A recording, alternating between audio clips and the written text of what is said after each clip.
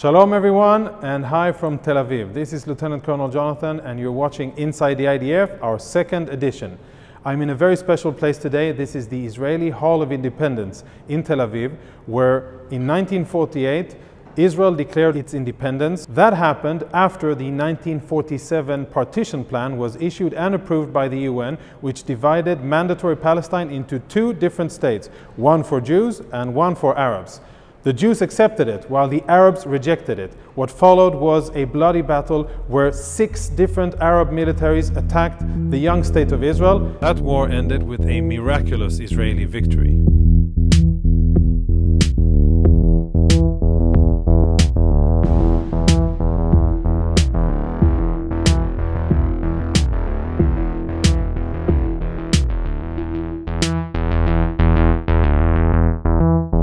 The first and biggest combat event that we dealt with this month was that on the 31st of October, the Palestinian Islamic Jihad attempted to dig a terror tunnel from the Gaza Strip near Khan Yunis into Israel.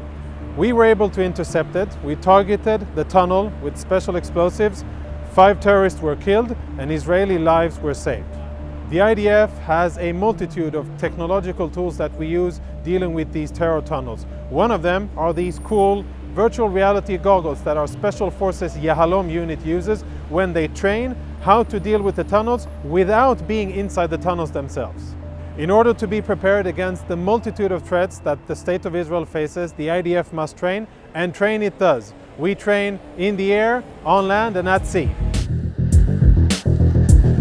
Blue Flag was the 2-week exercise which the Israeli Air Force is leading based on its extensive experience in counter-terror and other types of operations, one of the richest Air Force in the world in terms of its experience, and we are glad to share with our allies and friendly forces around the world. We know that it's all about working together, and that is what Blue Flag 2017 is about.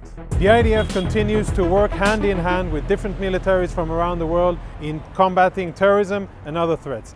Challenging our defenses once more up in the north, on the 11th of November, the Syrian military sent a UAV into the demilitarized zone between Syria and Israel. It was immediately intercepted by a Patriot missile. No threat to Israeli public whatsoever.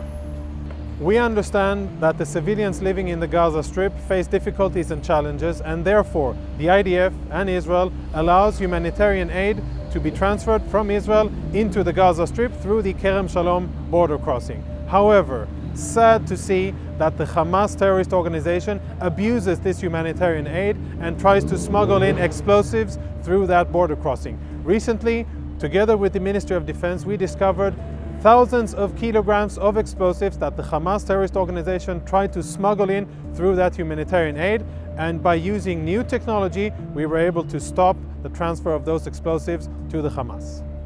In another first, this month the Israeli Navy and Air Force cooperated, and today we have a fully operational naval Iron Dome deployed at sea, which will be able to defend sensitive Israeli strategic assets against a multitude of threats.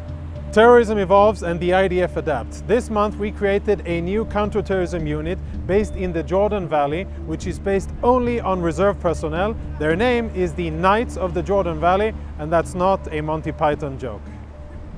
Israel will celebrate its 70th independence in less than half a year, and the founding father of modern Zionism, Theodor Herzl, said, "If you will it, it is no dream." That's our message to you. Don't be afraid to dream big and achieve big. Thanks for watching. I'm happy you took your time. Please make sure to subscribe to our Facebook, YouTube, and Twitter platforms to get the latest updates from the IDF. Shalom from Israel.